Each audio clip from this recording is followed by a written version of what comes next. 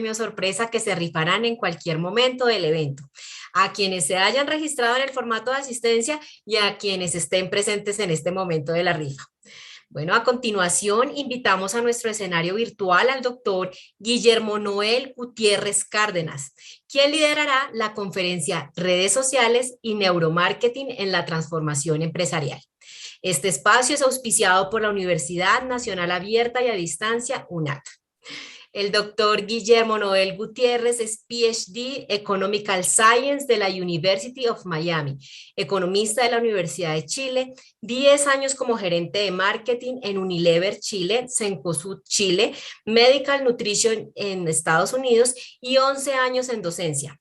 Los últimos 6 años dedicado a la investigación científica en neuromarketing. Doctor Guillermo, bienvenido. Bien, muchas gracias. Muy buenas tardes. Muy buenos días. ¿Cómo está, doctor? Adelante. Gracias. Bueno, vamos a hacer esta especial presentación. Voy a compartir pantalla. Me confirman si es que estoy mostrando. Doctor Guillermo, aún aparece la presentación de nuestro anterior conferencista, del doctor Barrera. Yo creo que Permítanos un momento, por favor. Ya en este momento vemos su presentación, doctor. Adelante. Ah, perfecto, ya. Un poquitito para hacerla más grande. Entonces, la presentación de hoy es redes sociales y neuromarketing en la transformación empresarial, que está dentro del módulo Transformación Digital y las tecnologías ágiles en la gestión empresarial, en esta oportunidad en Ascolfa. Bueno, para introducirlo un poco en el tema, vamos a dividir como en 3 partes la conferencia, ¿ya? Una parte primero es para explicar el tema como las redes sociales como fenómeno. La segunda es una parte de donde se explica el neuromarketing como tal, ya esta disciplina que es relativamente nueva, disciplina científica, pero que es relativamente nueva, y cómo afecta hoy día ambas situaciones en el contexto nacional e internacional. Y bueno, vamos a partir primero con el tema de... Espérame un poquitito que me queda aquí. Ya. Entonces, hablamos de redes sociales. ¿Qué son las redes sociales? Son plataformas donde nos encontramos con nuestra gente, ¿cierto? Dependiendo del tipo de plataforma social que sea, nos encontramos con amigos, familiares, compañeros de trabajo, etc. Dependiendo Y estas han tenido un auge sustantivo, como lo vamos a ir viendo durante esta presentación, que ha sido cada vez mayor, ¿ya? Se ha pasado, digamos, de un tema que era un simple entretenimiento a un tema de negocios. Y eso es lo que vamos a experimentar ahora.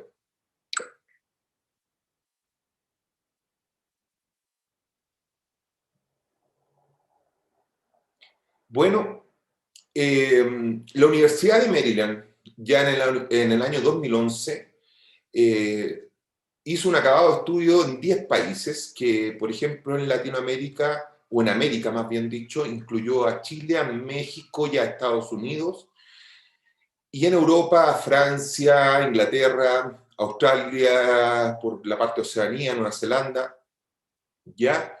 Y realizó este estudio acabado donde determina tajantemente, que un 99% de los alumnos que eran alumnos universitarios en ese momento, ¿ya?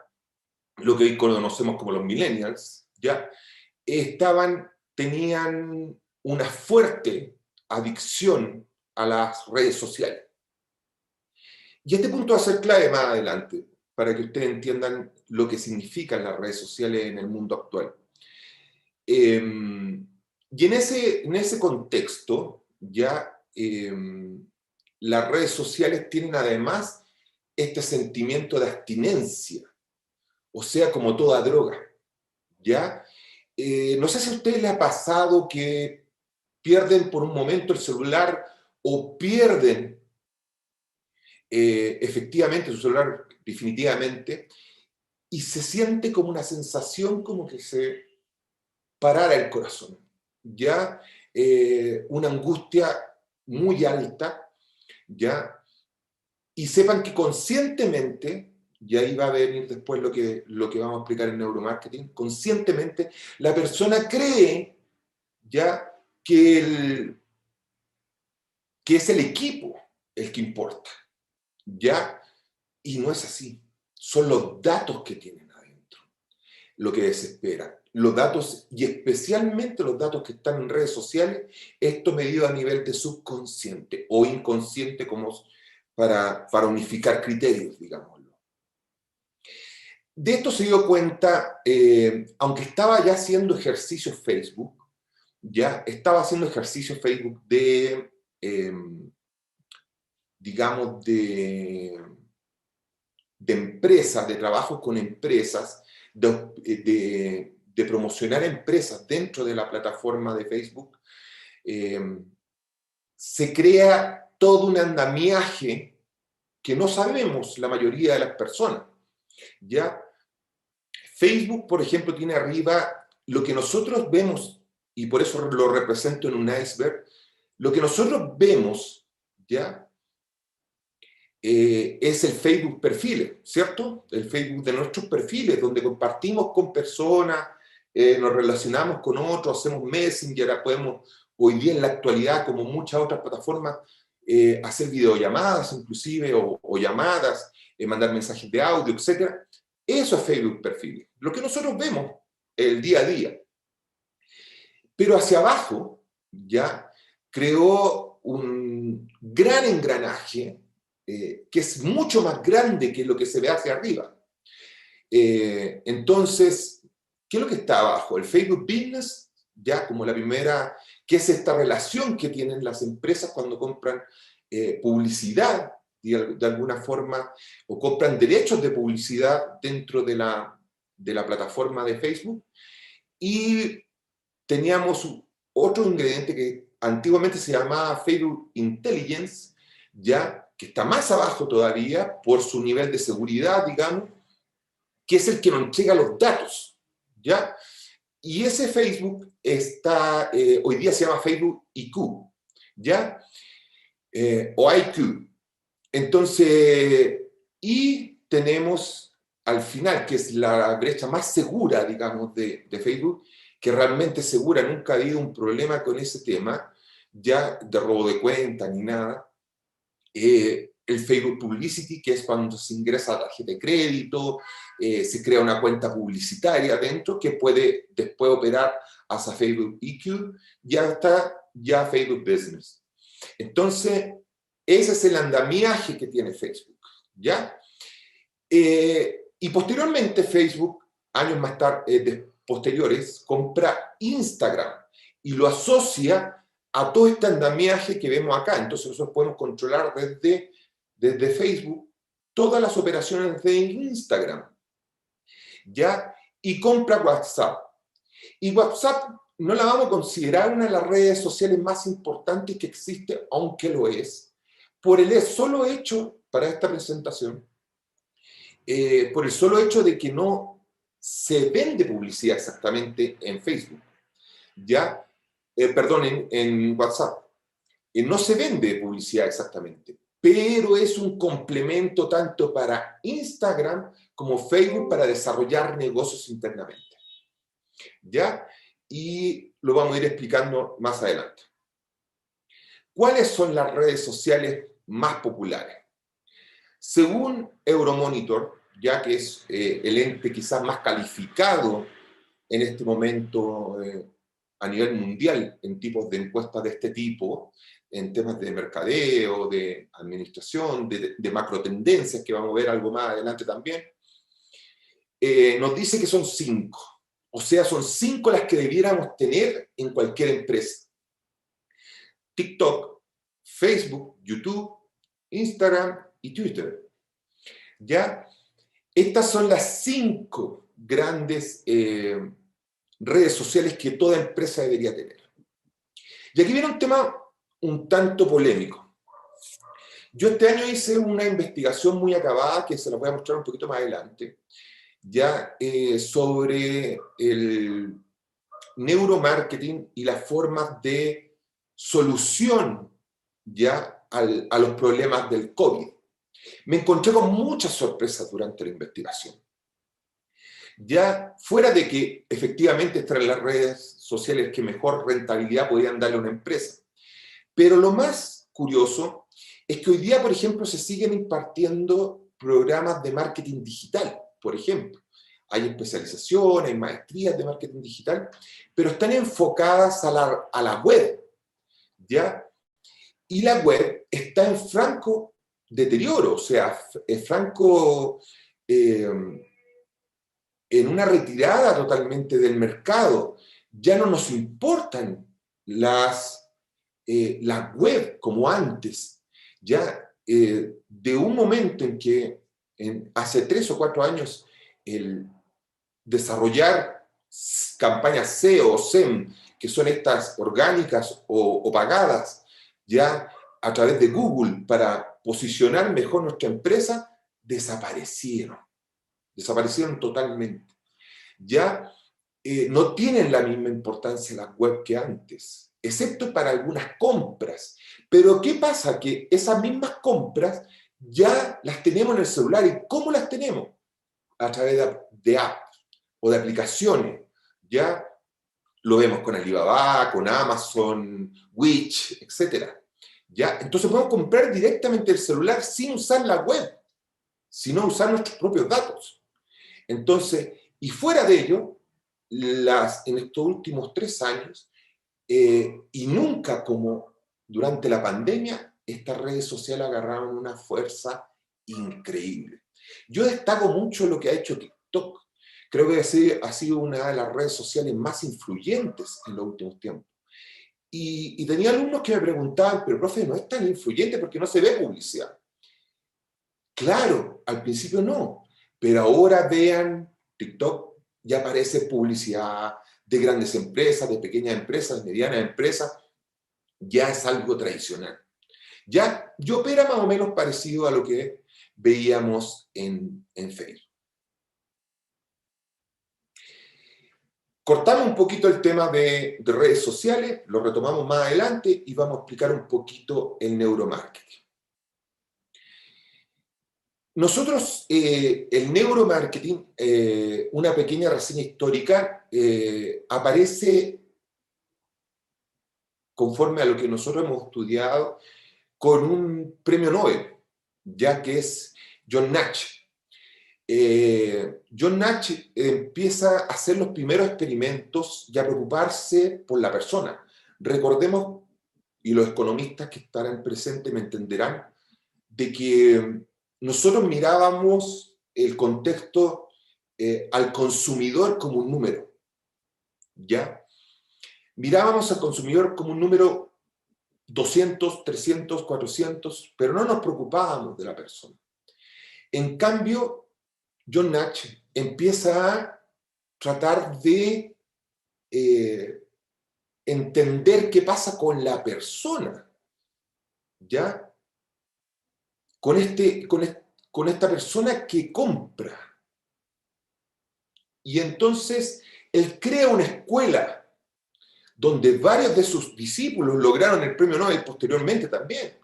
Y entre ellos está Vernon Smith, que crea la economía experimental, que es, en resumen, la economía experimental, son experimentos simulados dentro del laboratorio con personas, para ver cuál es su reacción frente a diferentes fenómenos comerciales, económicos, ¿ya? Y a eso se le va complementando durante los años 90 un tema que es la neurociencia, ¿ya? Y durante la década del 2000. Se le agrega también el tema de la economía conductual, que ya era un tema más personalizado, digamos, no tanto en los números, ¿Ya? Y aquí en esta fusión es cuando empieza a aparecer el neuromarketing como tal. Entonces, en el neuromarketing vemos la economía experimental como la percepción del cliente, ¿ya? La psicología del consumidor, que hoy día es una rama muy importante, pero que absorbió el neuromarketing. O sea, el neuromarketing es mucho más amplio que la psicología del consumidor, ¿ya? La antropología, aparte de ser la neurología, la psiquiatría y otras ciencias conductuales, entre las cuales podemos inclusive considerar la medicina, como lo verán ustedes más adelante. Entonces, podemos hablar hoy que la disciplina científica del neuromarketing, ya, y quiero hoy día hablarlo de un nivel muy científico, y lo vamos a ver de esa forma. ¿Por qué? Porque lamentablemente existen muchos personajes, en YouTube sobre todo, que hablan de neuromarketing como si supieran realmente el neuromarketing, ¿ya? Y la verdad es que no han hecho nunca un artículo científico, nunca han desarrollado ciencia sobre neuromarketing. Entonces es súper fácil hablar de neuromarketing cuando no se tienen los conocimientos adecuados. Tuve la suerte este año de postular a la Organización de Estados Iberoamericanos como revisor de proyectos, en los cuales me asignaron justamente proyectos que eran de neurociencias o neuromarketing. Fui aceptado. Son proyectos que son de $450.000, de $500.000, son proyectos muy grandes, ya principalmente europeos, aunque hay algunos latinos también, tuve que revisar unos latinos muy interesantes, y ellos me dan una asignación, o sea, o más bien me califican a mí como el mejor ponente de neuromarketing en Latinoamérica. Lo que también es un poco triste porque también significa que hay muy pocos en Latinoamérica. Entonces es una disciplina que debemos desarrollar porque debemos alcanzar en cierto modo a los europeos que están súper avanzados, Rusia, Suecia, Inglaterra y en cierta parte Estados Unidos, pero en un cuarto lugar comparado con estos otros que son potencias, digamos, en temas de neuromarketing.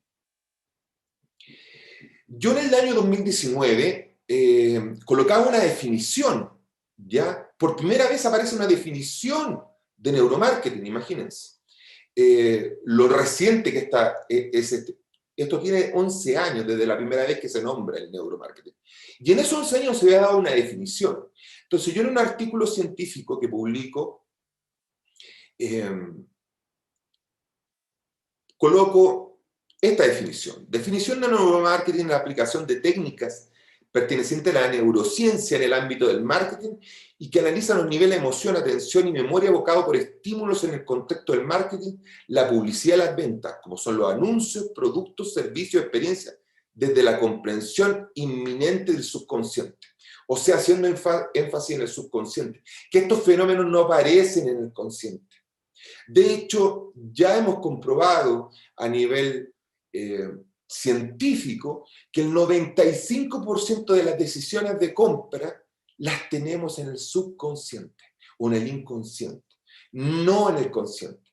Pero miren que hasta yo, que ya han pasado solamente casi 2 años y medio, vamos para los 3 años de esta definición, me quedé corto con la definición. Debía haber puesto que era multidisciplinar, ¿ya? Y esto avanza tan rápido, sobre todo el neuromarketing, porque todas las ciencias que la complementan avanzan muy rápido también. Entonces, es difícil hacer una definición. Alguien una vez me preguntaba, ¿por qué no hacer un libro de neuromarketing? ¿Y cómo hacer un libro que sea contextualizado si esto avanza día a día? Es muy difícil. Por eso que nos apoyamos más en los artículos científicos que nada. Por ejemplo, ¿cómo explicamos este fenómeno del neuromarketing a nivel publicitario, desde la ciencia a lo nivel publicitario? Por ejemplo, veamos este ejemplo. Si nosotros nos acordamos un poquito, todos los iPhone, ¿ya?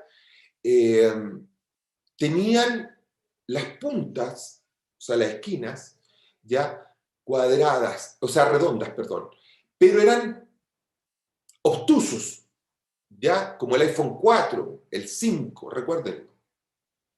Pero desde el iPhone 6 hasta el XS, creo que hasta el 11, no estoy seguro, cuando hacen el cambio de nuevo al recto, al obtuso, se mantiene toda esta línea redonda del equipo. Y esto es porque un estudio de la Universidad de Zurich determinó que efectivamente las formas redondas son más agradables para el ser humano. En cambio, las obtusas, estas cuadradas, son mucho más rechazadas por nuestro ser a nivel inconsciente, digamos. Entonces, me parece súper raro que ahora iPhone tenga, por ejemplo, estos equipos, de nuevo sacó estos equipos más cuadrados, digamos, cuando había este estudio que comprobaba que esto no era agradable para el ser humano. Este otro estudio de la Universidad de Colonia, que después fue complementado por un estudio de la Universidad Complutense, que lo probó, ¿ya? Este primero es el estudio teórico, donde se dice, ¿ya?, que los monos, ¿ya?, nosotros obviamente somos descendientes de los monos, ¿ya? Entonces los monos, al ser observados, vivían o viven en zonas altas. ¿Por qué? Porque querían protegerse de bestias que podían andar, o otros animales depredadores, digamos, que pudieran andar en el suelo. Entonces, para dormir tranquilo, dormían en las partes altas de los árboles. Resulta que en esta investigación se hicieron bastantes pruebas donde la gente demostraba que quería vivir en su casa, pero en un segundo piso. Luego, cuando hace el estudio de la Universidad Complutense en un complejo habitacional que se estaba construyendo a las afueras de Madrid, años posteriores, para probar si esto era cierto o no, se construyeron la gran mayoría de las casas con segundo piso. Y en el segundo piso estaban los dormitorios. En el primer piso solamente estaban los salones comunes, el living, la sala de estar, cocina, etc. Y en el segundo piso, los dormitorios. ¿Y qué pasó? Que ellos se dieron cuenta que la gente prefería las casas con el segundo piso, o sea, con las que tenían dormitorio arriba frente a las que tenían los dormitorios en el primer piso. O sea que nosotros, nuestro subconsciente, ha guardado cosas de nuestros ancestros. Y ahí viene la antropología como un complemento de la ciencia, digamos, de la disciplina científica que es el neuromarketing. Acá he puesto algunos artículos científicos para apoyar esto que estamos conversando. Y este se llama Abriendo la caja negra de los consumidores de lujo, una aplicación del método fisiológico. Entonces aquí habla un poquito de justamente lo que les comentaba de estas aplicaciones que estaban en Google, etcétera. Ya, pero lo más importante es que se determina que la música, los olores, los mensajes en secreto podían condicionar nuestra conducta al consumo. Este es un tema que viene trabajando Coca-Cola hace años. De hecho, hay un dilema entre los neurocientistas, digamos, que nos dedicamos a esto, en que si Coca-Cola fue quien creó esto después de que pierde la guerra a las colas, ¿ya? Y ellos crearon un instituto donde lo llenaron de psiquiatras, psicólogos, mercadólogos, ¿ya? Para cambiar su imagen corporativa. Entonces, yo hoy día, miremos los resultados, o sea, sin duda Coca-Cola es la primera gaseosa a nivel mundial. Entonces, sí podríamos decir de que, y para muchos es así, que ellos fueron los creadores del neuromarketing. Ya, porque nunca supimos generalmente, porque había un secreto de confidencialidad, en qué trabajaron 10 años estos científicos dentro de Coca-Cola.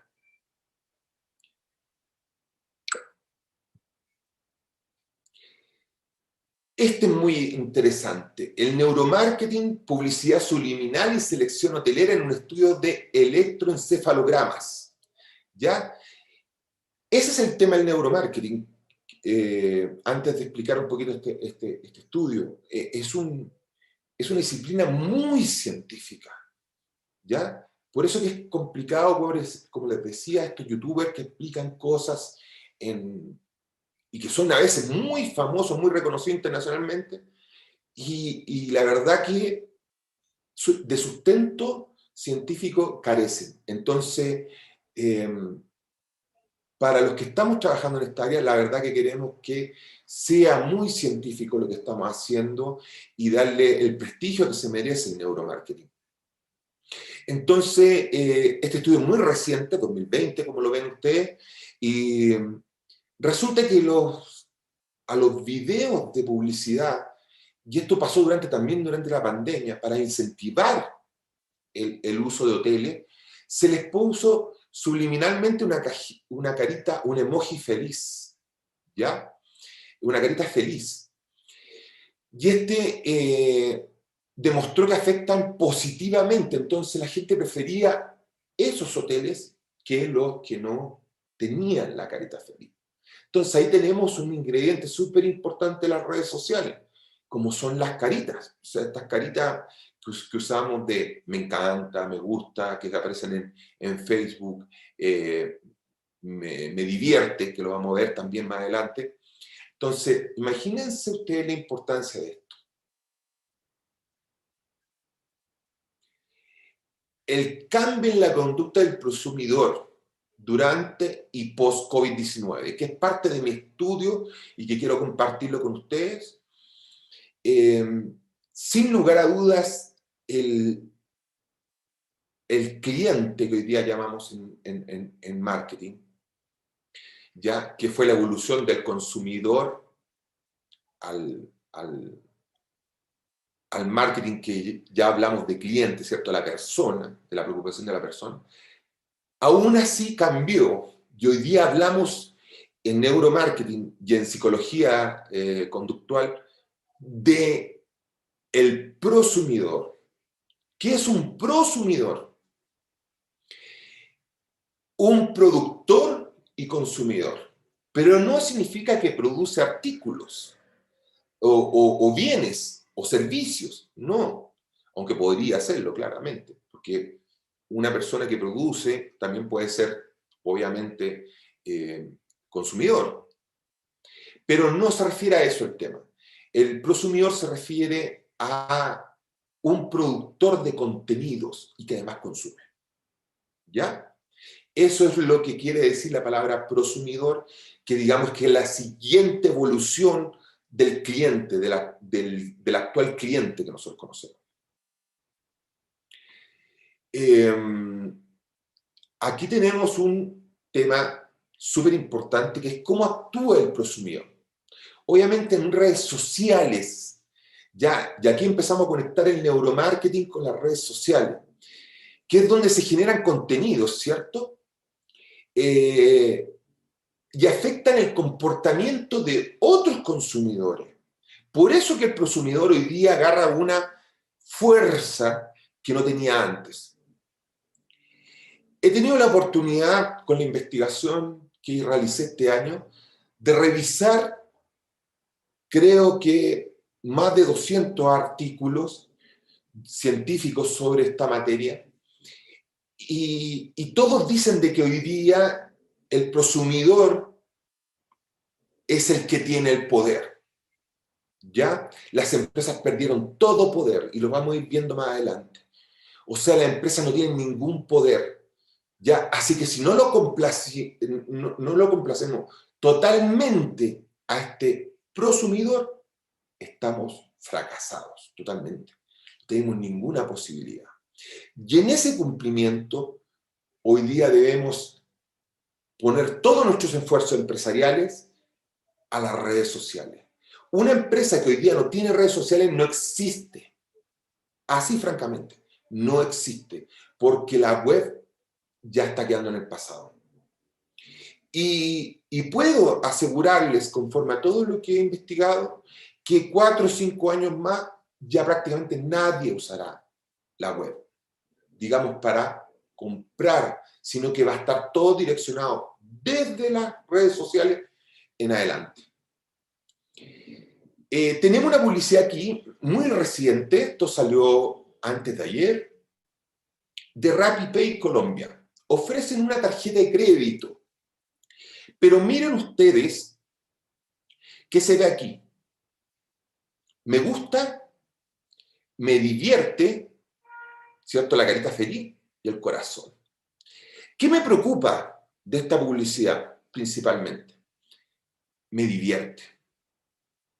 O sea, un prosumidor descontento. El me divierte no es un simple fenómeno, es una burla a la empresa.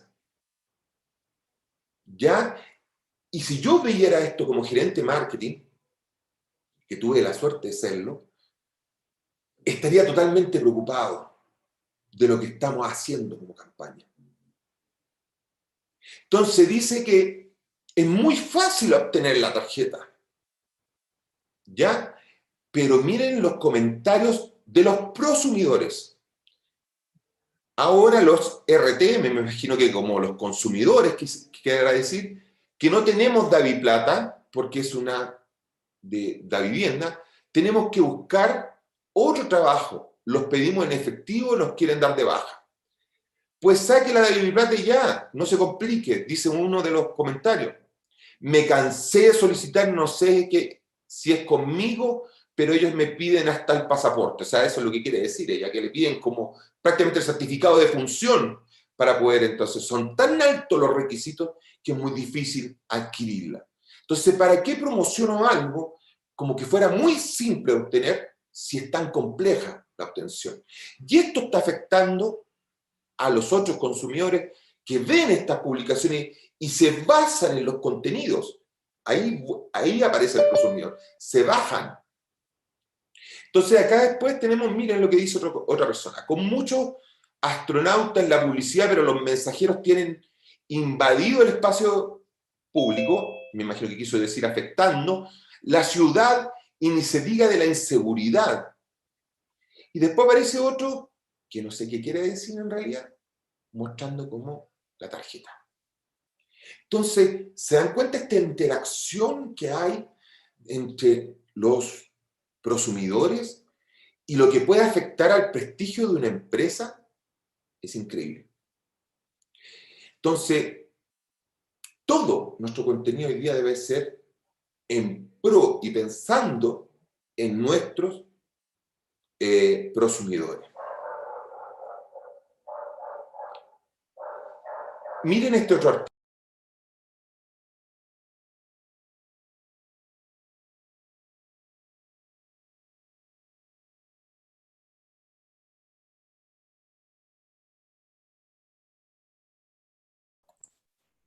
Estimado doctor Guillermo, su micrófono se encuentra silenciado en este momento.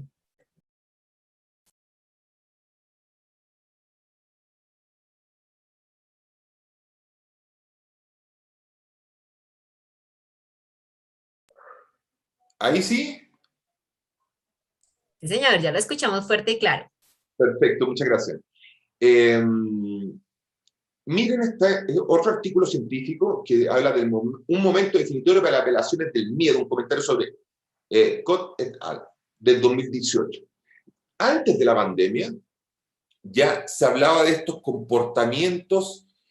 Un autor crea este término que se llama llamamientos al miedo, ¿ya? Es la traducción literal. Nosotros la hemos empezado a usar, pero como alusiones al miedo, ¿ya? Para que sea como más español, digamos, más castellano, ¿ya? Pero el término correcto, digamos, el término original es llamamientos al miedo.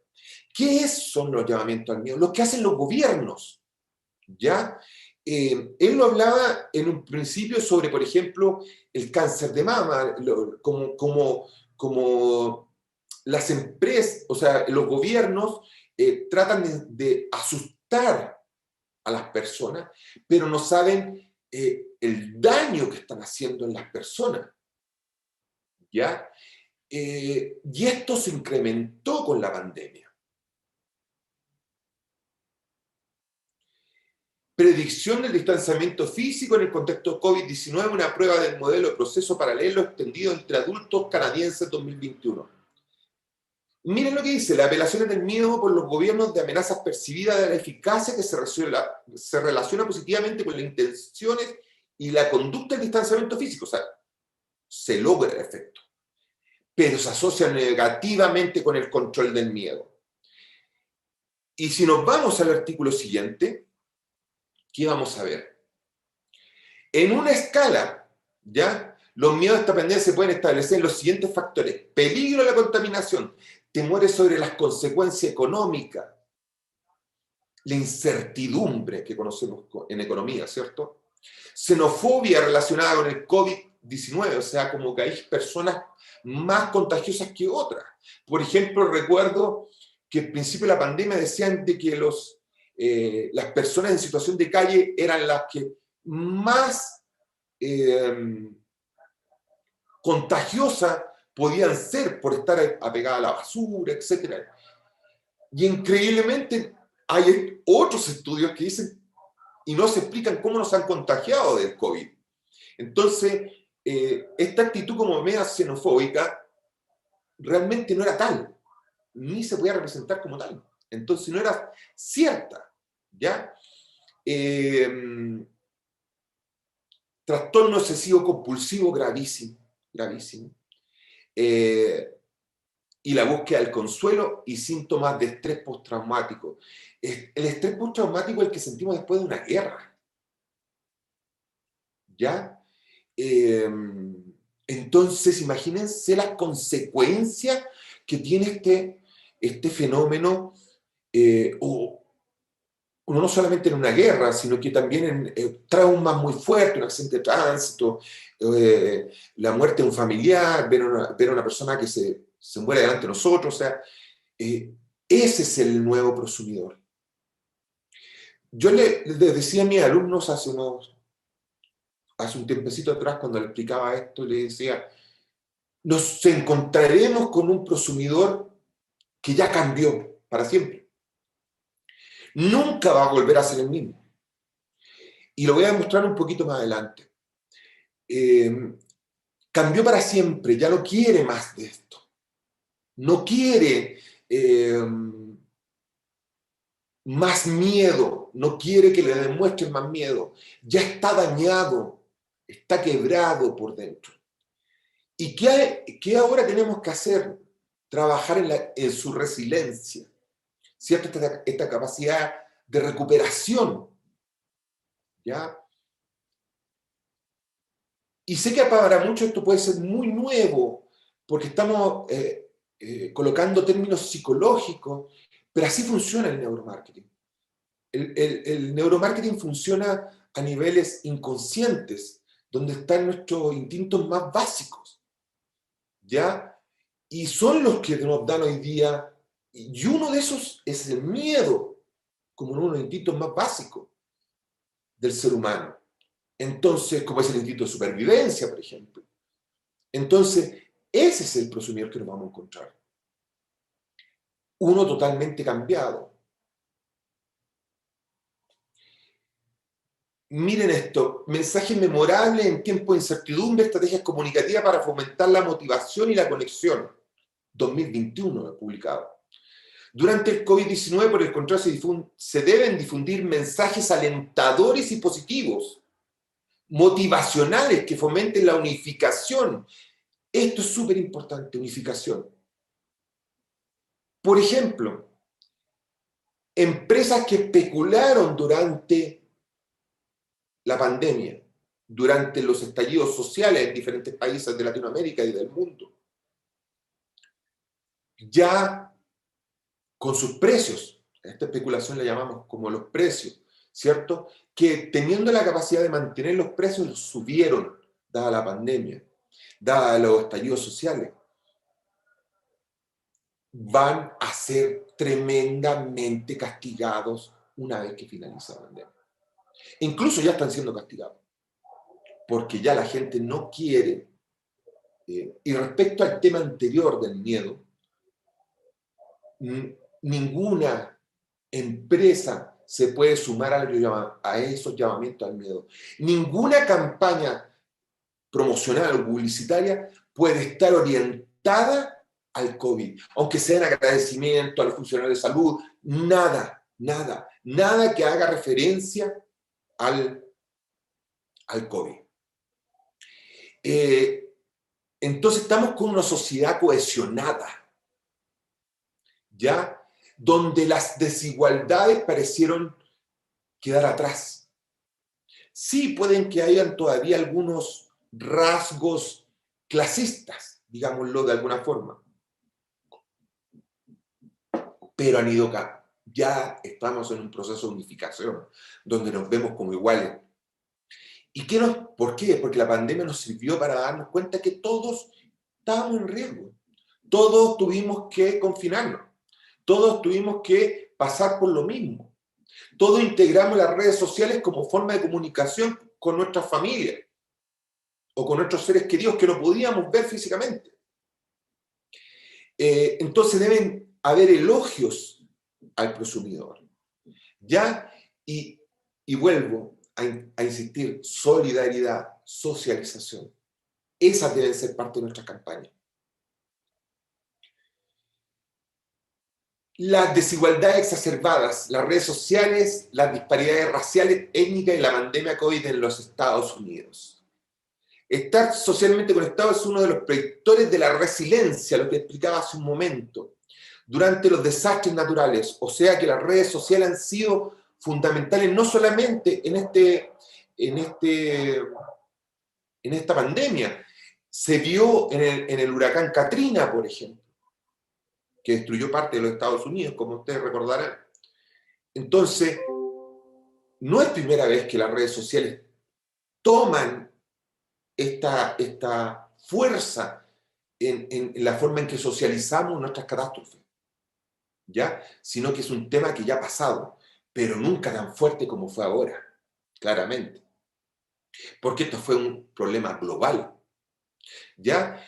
Entonces, son fuentes de apoyo las redes sociales, psicológico, social, financiero, se hacen campañas a veces para la gente que tiene menos, que está pasando una cosa. Veía, por ejemplo, mi esposa el otro día que veía un tema ella obviamente no entiende este tema como lo entiendo yo, y hacía una donación a una fundación de perritos donde estaban varios perritos enfermos en un estado grave, ¿ya? Y hacía una donación para ayudarlo. Entonces, se dan cuenta que esto no es solamente de una persona particular. Estoy dando un ejemplo, claramente, pero es parte de la socialización que tenemos hoy día. Entonces, la fuerza que tienen las redes sociales es increíble y pueden cambiar el mundo empresarial. Y eso es lo importante que entendamos en esta conferencia.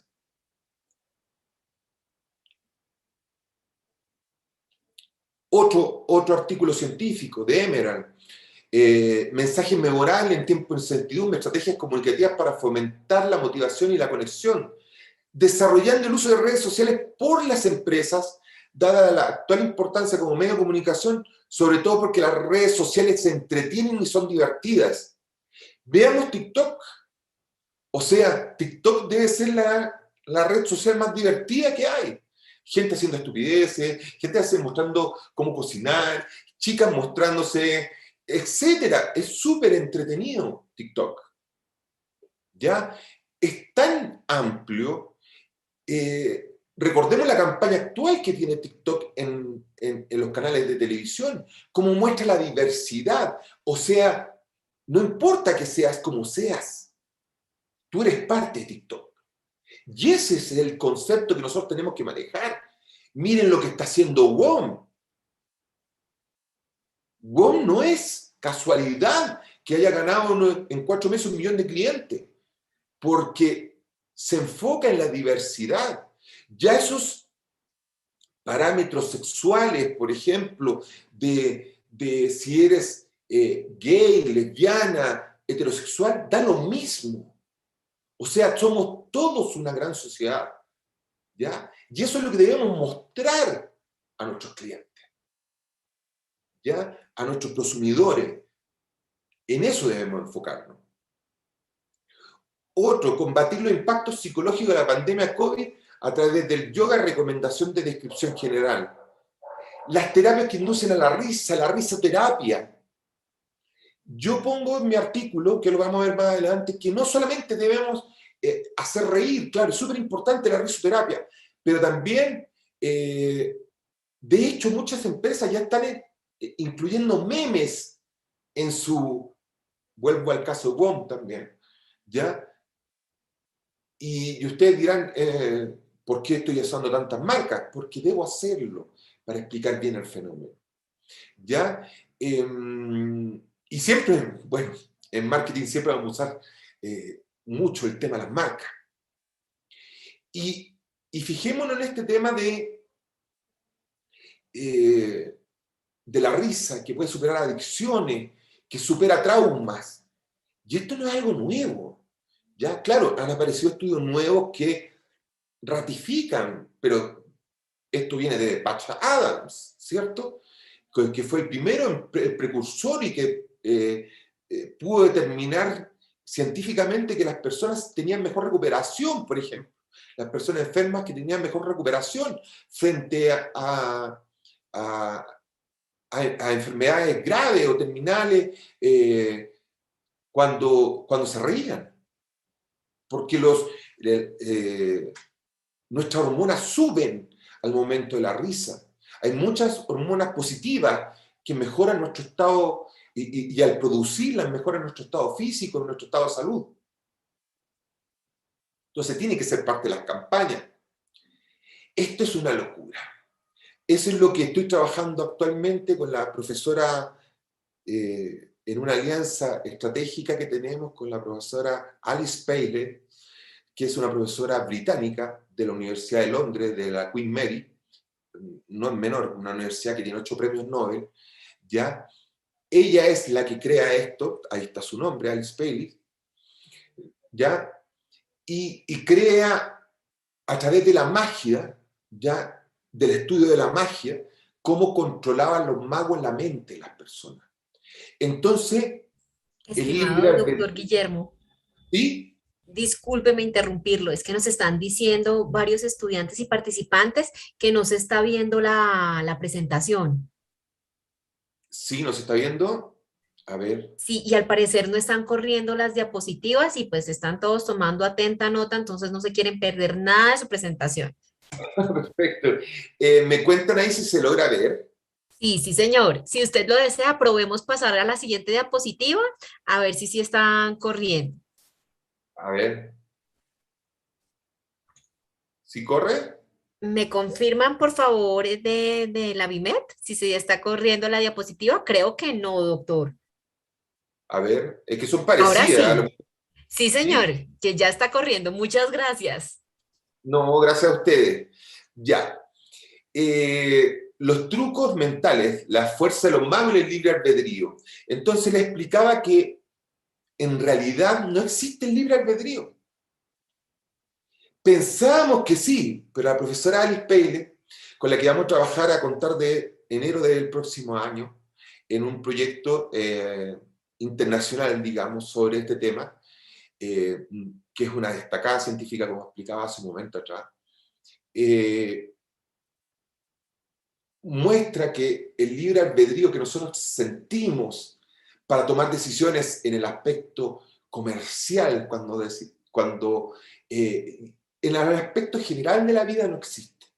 Entonces, yo que tomé esto para integrarlo al neuromarketing, ¿ya? Y ahí viene el interés de la doctora Alice Bayles de que trabajáramos juntos. Entonces, en eso nos vamos a dedicar el próximo año.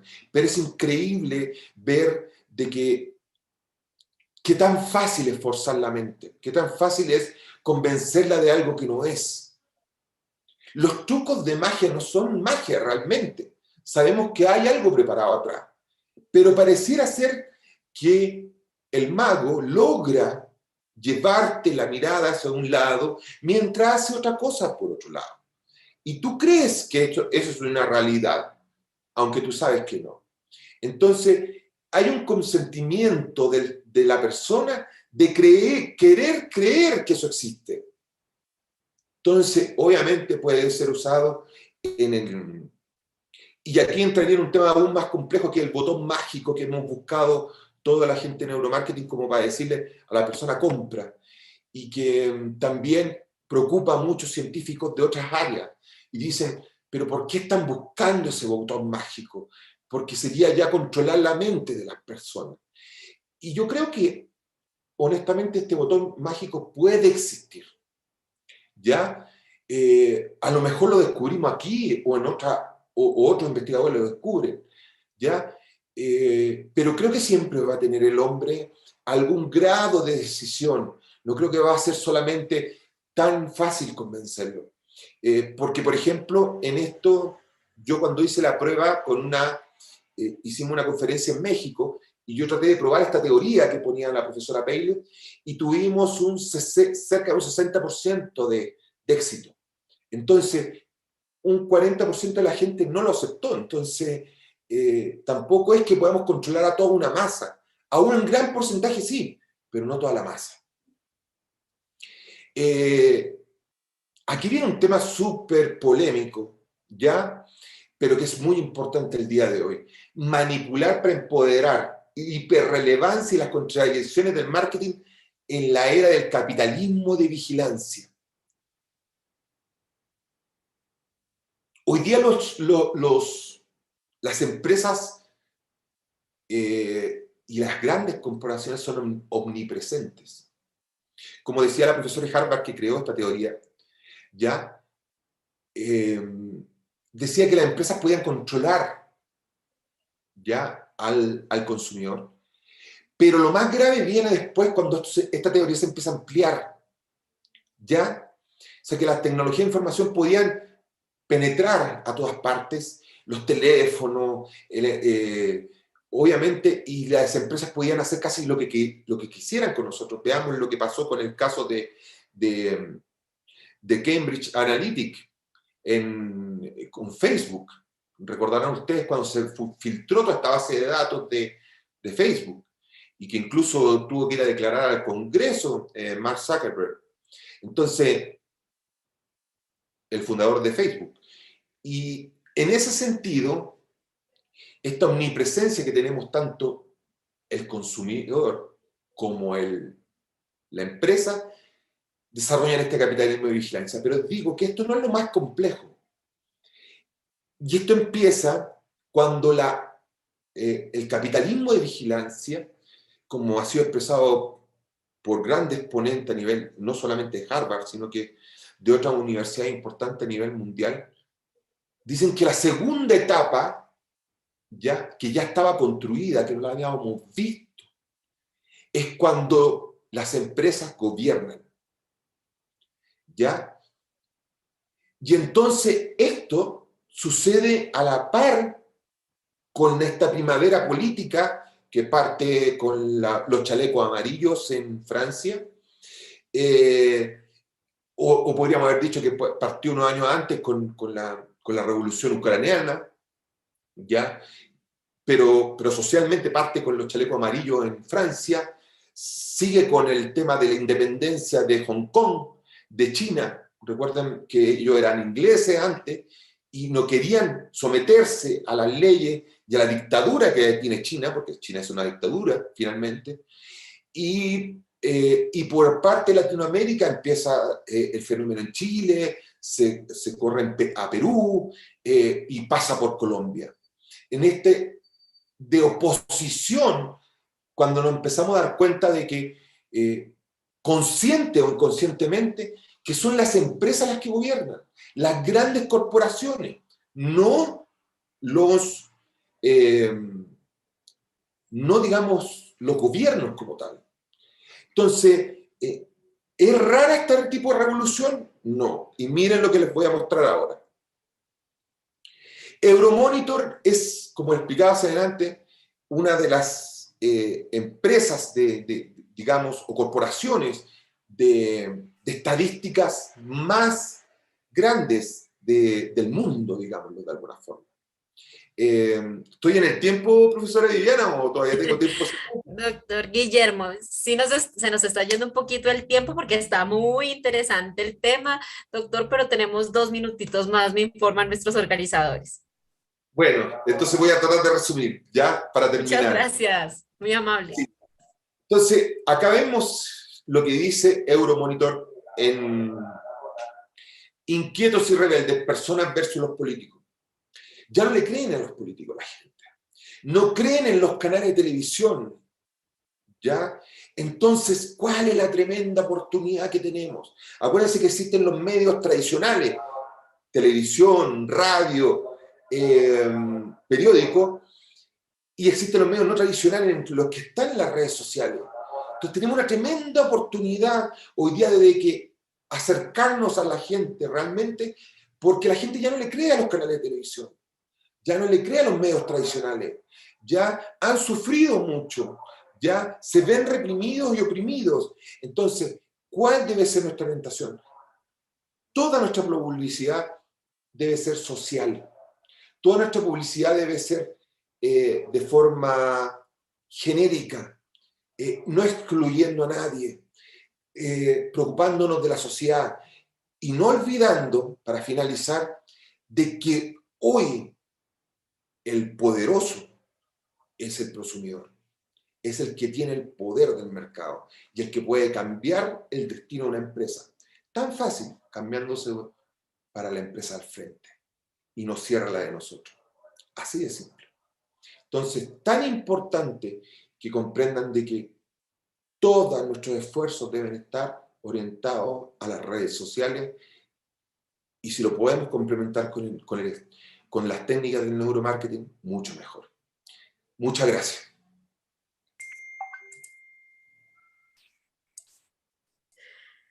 Muchísimas gracias, doctor Gutiérrez, por su intervención. Un gusto tener un experto académico y referente en neuromarketing en nuestro evento. Quiero contarle que un estudiante, Freddy Poveda, quiere darle un saludo muy especial y le dice, ya extrañaba sus fenomenales presentaciones desde SEAT, UNAT, Socamos. Bueno, antes de finalizar esta primera Muchas jornada gracias. académica, como les prometimos, el Consejo Profesional de Administración de Empresas, CEPAE, va a premiar su asistencia y su compromiso. Por ello, en este momento rifaremos 2 premios sorpresa a quienes se han registrado en el formato de asistencia. Doctor Gutiérrez, ¿usted podría ayudarme con un número del 1 al 100? 85. 85. Bueno, entonces ya ahorita nuestra profe Lisette está buscando el 85 y uno más, por favor. 36. 36. Profe, 85 y 36. Ya en un momentito vamos a tener los nombres de nuestros ganadores. Perfecto, aquí está el primero. Es el profesor Hernán Mauricio Pinzón Mojica de la Universidad San Buenaventura de Administración de Empresas. Felicitaciones, profesor Hernán. Felicitaciones, profe. Y, ay, profe, no sea malito, doctor Guillermo, regálenos nuevamente el nombre, el otro número, 36, ¿verdad? 36, sí. 36. Ya vamos a tener también el nombre.